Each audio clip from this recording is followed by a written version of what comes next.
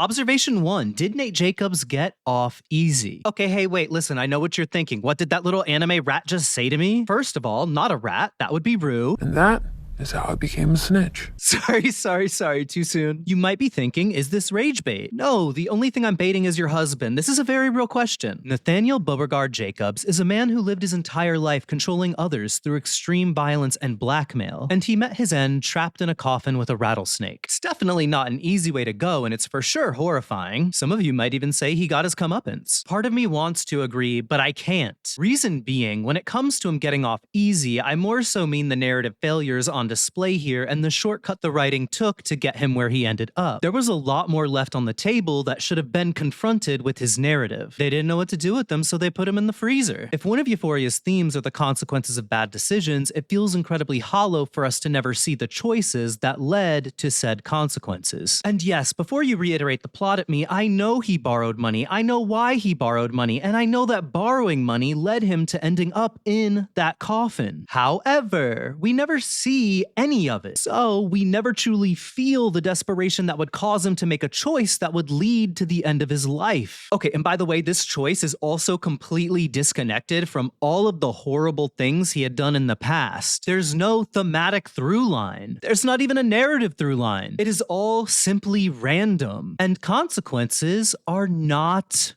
random. I mean, okay, sure, you can tell a story about the random, but if you set out to tell a story of consequence, you are telling a story of cause and effect, the consequence being the effect. It's basic science, dear Watson. Further, the reason Nathaniel dies is because he borrows money he can't pay back. Again, this is completely disconnected from the character they built for the past 2 seasons. I can argue why he's a different person, very plausibly in fact, but that doesn't change the reality that this ending feels like a cheap death for shock value. Even worse, there were deep issues Nate needed to explore that the narrative completely ignored, one of which being his sexuality.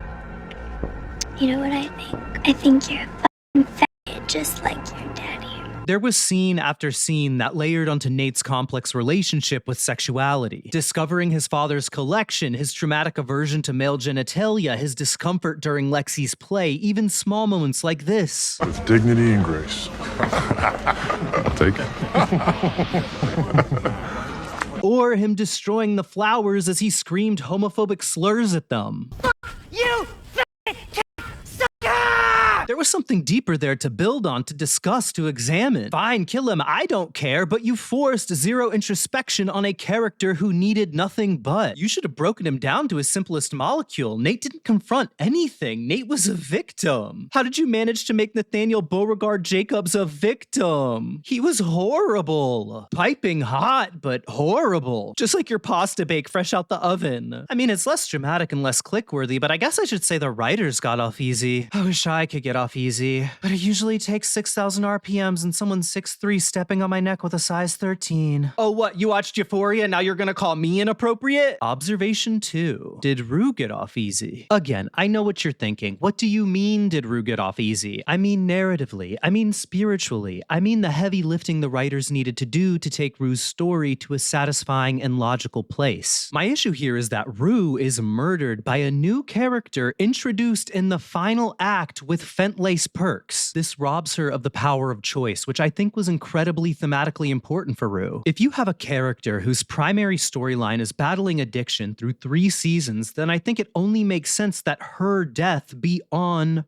her. That choice to fall back into the spiral. That makes the narrative themes of addiction and self-destruction a lot stronger than Rue being murdered for being an informant. It feels like the writing wanted some of these endings to be dark, but as a result robbed the stories of deeper emotional gravity and thematic resonance. I understand that she wouldn't be in this situation at all if she was never addicted to drugs, and some might view this as a consequence, but I think it rings hollow. I think most people are just sad that she died and they wouldn't even care the reason. She could have been hit by a clown car piloted by space schooners with chipmunk voices, and people would have been like, "Aw, Sad. I guess my preferred form of sadness comes from reality reflected in art. Real life made into poetry? Something pretentious like that, I don't know. The true pain of loving someone who's addicted to drugs is watching them corrode as they make the same bad decision over and over and over. Rue being murdered takes that away entirely. Yes, she did choose to take a Percocet as someone who should definitely not be taking Percocets, even if she was in a lot of pain due to being lassoed, but the intentionality of Alamo poisoning her makes this a murder, not the case of an addict relapsing. This was murder. Observation 3. Euphoria's audience is not equipped to watch Euphoria. Addendum 1. I realize this section comes off a little hot, a little heated, a little triggered, and there's not a lot of context. So here's some context. After Euphoria's finale, I did make the mistake of going on the internet and seeing some of the worst media takes of all time. It's like media takes get worse every year. It's a crisis. We need a number to call. Now, not only were the criticisms bad, but people seemed to be confused on what I thought was a pretty simple cut and dry plot. It was like being trapped in the back rooms. It was describing a dog to someone who had never seen a dog and asking them to draw a dog from your description. What a good quote. People have done that with Pokemon in the past, and I always think that's really fun. Shout out to the back rooms. Should I review the back rooms? I don't think I have anything particularly clever or polarizing to say, though. Anyway, sorry about my future anger. I should try and be more understanding of people. I don't want to be too demeaning. I just want to be demeaning enough for you to grow. I'm talking to you, know who I'm talking to. Also, if you haven't watched Euphoria, you might want to skip to the next observation, or, I mean, you can feel it out. I don't want to police you. This section just might be for a very particular audience. Now, strap in for my boomer rant, where my boomer rant is me upset that these damn kids won't put down their damn phones long enough to understand a basic fucking narrative, which means more and more media will be said media reiterating the plot at you every 10 minutes, and you can't blame the writing anymore. You have to blame society. Okay, here we go. This is simultaneously for the people who hate Euphoria, as well as the people who think Euphoria is deeply profound on a biblical scale, yet still have trouble understanding the simplest of story concepts because they couldn't put their fucking phones down to watch a scene for more than 5 goddamn seconds. But this is unfortunately mainly for the latter. Though I will say, if you were watching intently, and this is your first time ever trying to analyze media, this isn't meant for you. I don't want to discourage that. We all have to start somewhere, and I greatly encourage starting, even if it's with Euphoria. Okay, so people still struggle with understanding that Alamo killed Rue. The dead rat and the fentanyl test wasn't enough, I guess. Okay, so does this audience need Scooby-Doo and the gang to pull off Alamo's mask, revealing a blinking sign underneath that says, I killed Rue because she was a DEA informant? Haha, just girly stuff, IDK. I could really go on about this for an hour, but for the sake of the people who showed up without even watching Euphoria, hey there, I love you so much. Thank you for watching. You all did nothing wrong. You just sit tight. I'll do the speed run. No, Lexi and Maddie are not responsible for Rue's death. Stop infantilizing Rue. If you're a DEA informant, you probably shouldn't go around telling people. Also, Maddie did not know that Alamo was a drug dealer. Further emphasized by the fact that Rue asked Maddie for drugs for her boss. Also, Rue's choices and behavior led to humans being trafficked and people dying of fent. Love Rue, empathize with Rue, stop infantilizing. I hope when I make my first big mistake, I get this level of infantilization. The significance of the Coca-Cola is because they switched cars. No, Maddie did not plan Alamo's murder with Bishop. Maddie told Cassie she would be home late because she knew she had to be Alamo's fucktoy for the night to get him to help with the Armenian gangsters. Hey, no, Rue's mom is not dead because she saw her in a drug-fueled fugue state. Ollie literally called her right after Rue died and told her what happened. And for those of you who are super dense, the significance of the licenses is that they were trafficking human beings. Also, being shocked that the human traffickers are racist? That's the thing you take umbrage with? We're now purity testing human traffickers? We want the human traffickers to stand for our progressive values? You know, Euphoria discourse is gonna break me. Speed run over. If you ever want me to condescendingly explain simple story elements to you in the future, just leave a comment, like, subscribe. Further, I think one of the most upsetting things is everyone calling Euphoria Christian nationalist propaganda. I'm gonna be honest, if you think this is Christian nationalist propaganda, you might not yet be equipped for adult conversations. I say that as someone who makes dick jokes for a living. If you make that claim, can you define what makes Christian propaganda? I just don't think you can. You know, I just don't think you could take that thesis and write an essay that holds water. You would have to reach way further than your father reached last night. And your father's really good at reaching. God is not dead is Christian propaganda, not fucking Euphoria. Cassie, who is not religious by the way, turns into a goddamn Godzilla and tit slams a building, and this is religious propaganda to you? Are you serious? Are you fucking serious? How? I want a 10,000 word essay on my desk Monday morning. I mean, if you really look at it, Cassie and Maddie are the big winners of the show. They're rich. They've both been excised of the abusive men who sought to control them. If anything, this is propaganda for hoeing it out, which I fully support, by the way. I'm making a full essay on that. That sounds fun. Subscribe for more and ring that bell, cutie. An essay on the propaganda, not the Godzilla tit slam. Ooh, band name called it. Though, you know, now that I'm thinking about it, an essay on the Godzilla tit slam would also be kind of fun to make. Let me know if I should. It would be about the modern audience's failure to understand the framing of sexuality. And it would be a lot easier to make than an essay on Euphoria being Christian propaganda. Final takeaways: depiction is not endorsement. Almost every character in the show sucks. If you want your show to explicitly moralize at you like you're a child, bitch, go watch Sesame Street. They've got plenty of bright colors, and I know you like bright colors. Are you ready for this one? You're not gonna like this one. This one's going to upset you. I hope you have a dog toy to chew on. Observation number 4. Sydney Sweeney is a good actress, and she shot this role dead.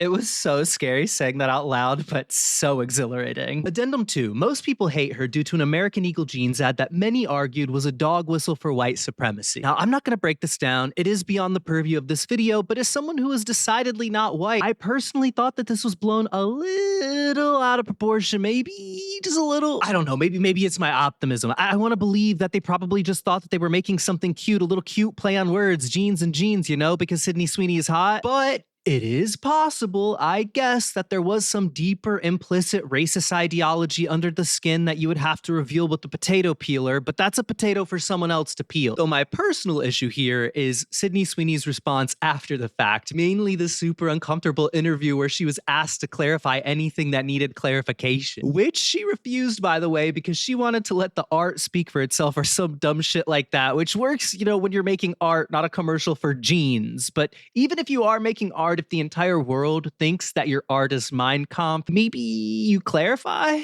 I think that when I have an issue that I want to speak about, people will hear.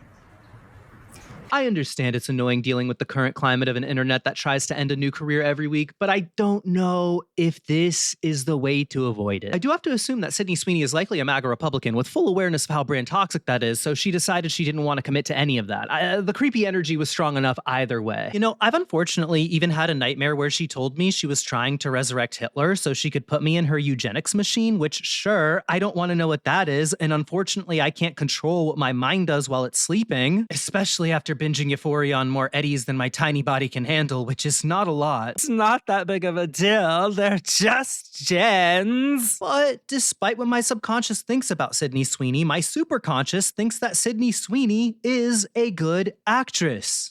It doesn't think it knows. She was strong in both loud and quiet moments. Her comedic timing was impeccable. She was very funny. She did not shy away from the nudity and sexual nature of her role. Her emotions were deep and nuanced. For better or worse, I felt what she felt. I mean, you can pretend she's a bad actress because you hate her as a person, but you're being disingenuous, and you all have to stop doing that. It makes you lose your credibility, and it makes it seem like you just say mean things because you hate people. I say mean things because they're true. You know, this is just like that time the opposite happened when everyone pretended Gina Carano and Gal Gadot were good actresses. Max Lord, you're putting yourself and everyone else in grave danger. I need you to give me the stone. What happened to it? Putting yourself and everyone in grave danger. I need you to give me the stone. But they were not. They were very, very bad actresses. They were very, very stiff actresses. Stiffer than your dad last night. Not saying a lot. Nobody should have lied to them for so long. You were doing them a disservice. How do you expect them to hone their craft with a C if you don't help them understand that they're making Kraft with a K. You know, people only started to call them bad actresses because people then started to come to the conclusion that Gina Carano and Gal Gadot were also bad people. But it doesn't matter, you've already played your cards. This is why you always need to be honest. If you hate someone, be honest about their talents. If you love someone, be honest about their talents. You know, okay, I know it's hard because the internet will bully you either way and then discredit you and do the same thing you're currently doing to Sydney Sweeney. What a vicious or a Burroughs that is, but you're only hurting your own credibility in the end. I mean, even now, the internet is pretending Euphoria is the worst show to have ever been made because they all hate Sam Levinson. So I have to defend Euphoria like a loser when, in my honest opinion, Euphoria is a vibes-based soap opera with above-average visuals and a god-tier cast. I'm aware that it's not the height of critical entertainment, but it's also not the bottom of the barrel either. You think I want to defend a rich white man on the internet for no money? No, how did I get here? This is like that time I had to defend Kim Kardashian from being slut-shamed. I don't want to defend Kim Kardashian either. Fuck, I hate the internet. You're lucky it has porn and anime, otherwise I'd use my mouse power to delete it from existence. To summarize, when I say a Cybertruck is ugly as fuck, I don't say it because I hate Elon Musk, which I do. I say it because I fucking mean it. Stop being disingenuous because you want to prop people up or knock them down. Stop it. Now, Addendum 3, it's important to note that there is nothing wrong with not wanting to support someone you think is a morally reprehensible person. That's not my point or argument in any way. My point and argument is about honesty and credibility. It also seeps into the idea that disproportionate vitriol creates a rubber band snap in the opposite direction, again, diminishing credibility in larger societal arguments. Which it should. There are so many times I have difficulty telling if people actually believe what they say. It's like those people being offended Lori is in cahoots with racist Nazis when she deals fent and traffics humans. How do thoughts like this not connect for you people? How? Anyway, there are an unfortunate number of people I can no longer support, but I'm not going to pretend their talents and positive qualities don't exist because I need my insults to hold weight. I really don't remember you being this opinionated. Yeah, okay, observation 5, bonus observation. So Rue was reincarnated as a fucking cow? I mean, when I said I wanted to get milked, this is not what I meant. AKA me when Sam Levinson literally turns me into a cow. Okay, let's try and take this seriously. At the start of her journey, she drinks the milk, she loves the milk, she thanks Dahlia the cow for the milk she loves so much. That's the best fucking milk I've ever had. It's Dahlia's. Thank you, Dahlia. Upon leaving the homestead, before she boards the bus back to her hellish life, she wistfully says she might just come back to see Dahlia's baby when it's born. You ought to come back out in the spring and meet Dahlia's baby. I just might. In talking to Lexi, she expresses her preoccupation with the Miller family and their home. She believes them to be the happiest people she's ever met. You know, I met these Christians on a homestead in Texas. The Miller family. I can't stop thinking about them. I genuinely think that they were the happiest people I've ever met in my life. She tells Ali that God told her that if she has faith, God will lead her to the promised land being the homestead. It's her plan to go there when everything is done. Have faith, and I will take you from Egypt and lead you to the promised land. When this shit is done, I'm going to Texas. Why Texas? That's where the homestead's at. After her journey, after her death, Ali goes to the homestead in her place, and I will admit this is kind of poignant. It makes me feel a weird sense of sadness because I strangely do feel like she is actually that cow, Dahlia's little baby calf. She just had her baby 3 months ago. It's a miracle. And for some reason I'm crying, and there's Rue drinking that milk she loves so much, finally happy after a lifetime of suffering, and Rue is quite literally a fucking cow. Bitch, I'm a cow. Bitch, I'm a cow. I'm not a cat. I don't say meow. Thank you so much for watching. Wait, we have to do the bonus content since you paid for it with your time and emotions. Okay, if you want me to argue why this is the most upsetting of the observations, imagine just the next 30 seconds as a full super SJW video essay, okay? Like as woke as a thing could be woke. Let's go. The unbearable white Christian supremacy of Euphoria. Rue grew up as a mixed-race black and white child of a black mother and a white father. When she died, she was resurrected as a black and white cow in order to be enslaved by a family of Christian white supremacists to do nothing but feed them her precious milk for the rest of her days. And then they invited Ali into their house because guess who they're gonna turn into a cow next with their wicked Christian magic? If you want to help me succeed, watch another video, here's a playlist. YouTube loves nothing more than someone watching back-to-back videos. I didn't make that up, that's actually the truth of the matter. And I mean, you could give me a like or whatever, maybe a subscription, and ring that bell so you get notified of my Christian propaganda essay. Now, what are your thoughts? If you don't have thoughts, give me a white flower emoji for our boy Nate, or a snake emoji if you think he deserved it. Never undercome, only overcome, shoot high and expect a miss of you. Bye!